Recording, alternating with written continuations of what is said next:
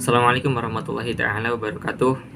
Perkenalkan, nama saya Ahmad Yazid Fardin dari kelas 1 KA09 akan kultum dengan mengambil tema Rasulullah Muhammad SAW, teladan dalam hidup.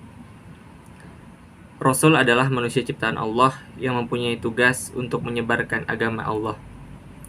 Ada banyak Rasul yang diutus Allah untuk menyebarkan agama Allah.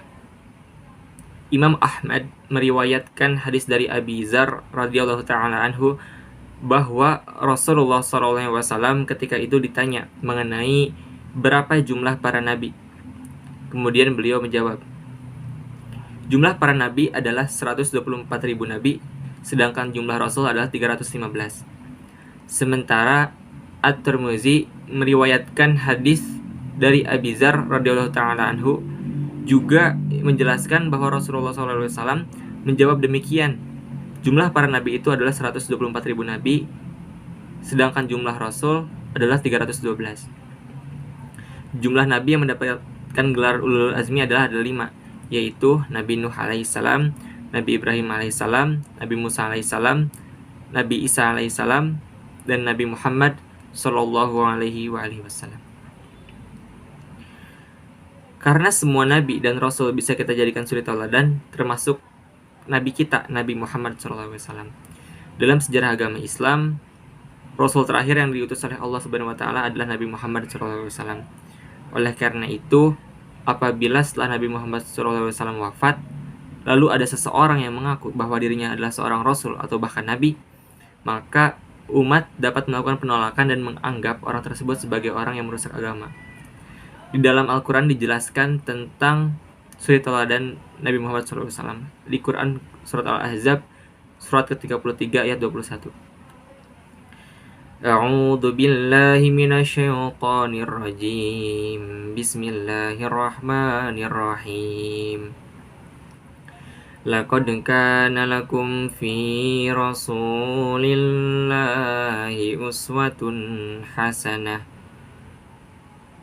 uswatun hasanatun liman kana yarjullaha wal yawmal akhir wa dzakarallaha katsira. Yang artinya, sungguh telah ada pada diri Rasulullah itu suri teladan yang baik bagimu, yaitu bagi orang yang mengharap rahmat Allah dan kedatangan hari kiamat dan yang banyak mengingat Allah. Nah, dari ayat tersebut dijelaskan bahwa dalam diri Rasulullah itu suri teladan yang baik.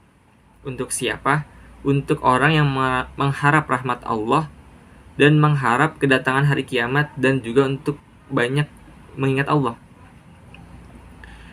Dan di keterangan yang lain dijelaskan dalam kitab Maulid Ad-Dibai pasal ke-21 yang merupakan karangan dari Syekh Abdurrahman Ad-Dibai tentang sifat-sifat Rasul. Insya Allah akan saya bacakan teksnya. Allahumma salli wa sallim wa barik alaihi wa ala alihi. Wa kana sallallahu alaihi wa sallam ahsanan nasi khalqan wa khuluqa wa ahdahum ilal haqqi turuqa. Kana khuluquhul Qur'an wa syimatuhul ghufran, yansahu lil ihsan wa yafsahu fil ihsan wa ya'fu 'anil dhanbi idza kana fi haqqihi wa sababih wa idza dunya haqqullahi lam yakum ahadul li ghadabihi marra'ahu badihatan habah wa idza da'ahul miskinu ajabah yaqulul haqqu walau kana murra wa la yudmiru lil muslimin ghishaw wa la durra. Man nazara fi wajhihi alima annahu laysa biwajhihi kadzdzab wa kana sallallahu alaihi wasallam laysa bighammadhi wala ayyab. Idza sarafa ka'anna wajhahu qit'atu qamar wa idza kallama an-nasa fa ka'anna yajnuna min kalamihi ahla samar wa idza tabassama an misli habbil ghamam wa idza takallama fa ka'anna mad-dur yaskut min dzalikal kalam wa idza tahaddatsa fa ka'anna al-miska yakhruju min fihi wa idza marra bi tariqin 'urifa min tibihi annahu qad marra fihi wa idza jalasa fi majlisin baqiya tibuhu fihi ayyaman wa in taghayyab wa yujadu minhu ahsanu tibi wa illam yakun qad tatayyab wa idza masya baina ashabihi faka'annahu al-qamaru bainan nujumi az-zuhar wa idza aqbala laylan faka'anna nasa min nurihi fi awani az-zuhar wa kana sallallahu alaihi wasallam ajwada bil khairi minar rihil mursalah wa kana yarfuqu bil yatimi wal armalah wa ba'du wasfihi ma ra'aitu min dhilmatin sauda fi hullatin hamra ahsana min rasulillahi sallallahu alaihi wa alihi wasallam. Allahumma salli wa sallim wa barik alaihi wa ala alihi.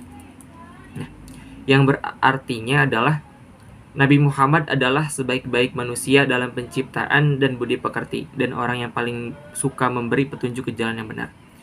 Wa kana sallallahu alaihi wasallam ahsanan nas khalqan wa khuluqan. Budi pekertinya adalah Al-Quran. Tabiatnya adalah pengampunan, pemberi nasihat kepada manusia dan gemar berbuat baik. Ia selalu memaafkan kesalahanmu jika berkaitan dengan haknya. Namun jika hak Allah yang dilanggar, tak seorang pun sanggup berdiri menentang kemarahannya.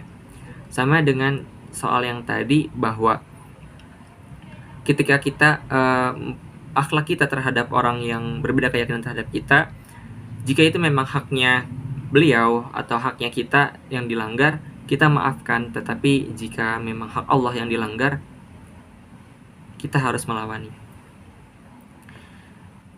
Lanjutnya, siapapun melihatnya meski sepintas akan segan, dan jika orang miskin mengundangnya, tentu ia datangi. Beliau selalu mengatakan kebenaran walaupun terasa pahit, dan tidak pernah menyimpan rahasia hati, menipu serta membahayakan orang Islam.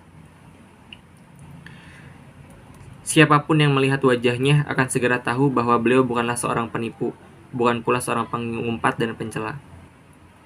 Jika sedang gembira, wajahnya bagaikan belahan rembulan, dan bila berbicara dengan manusia seolah-olah mereka tengah memetik buah yang manis. Apabila beliau tersenyum, senyumnya sesejuk butiran embun, dan bila beliau berbicara, seakan mutiara berjatuhan dari ucapannya. Bila tengah berbincang, seolah minyak misik keluar semerbak dari mulutnya. Bila berjalan di suatu lorong, segera diketahui bahwa beliau baru saja melalui lorong tersebut karena keharumannya. Jika beliau duduk di suatu majelis, keharumannya terus membekas sampai beberapa hari lamanya sekalipun beliau telah berlalu. Beliau memang selalu harum meskipun tidak memakai wewangian.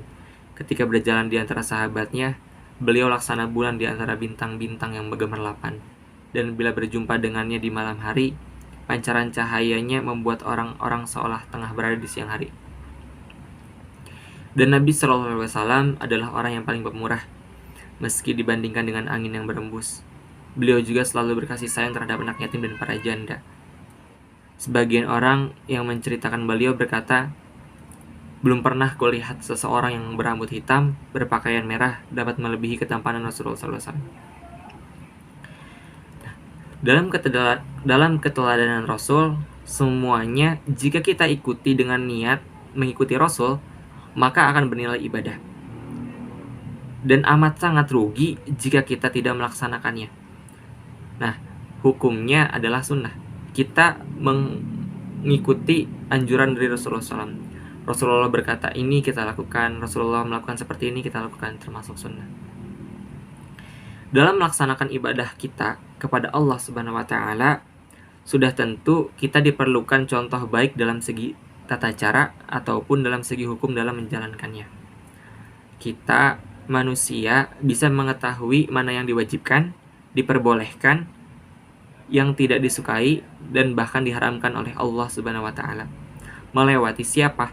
Melewati Nabi Muhammad SAW, dan disampaikan kepada kita melalui para ulama yang masih hidup hingga zaman sekarang.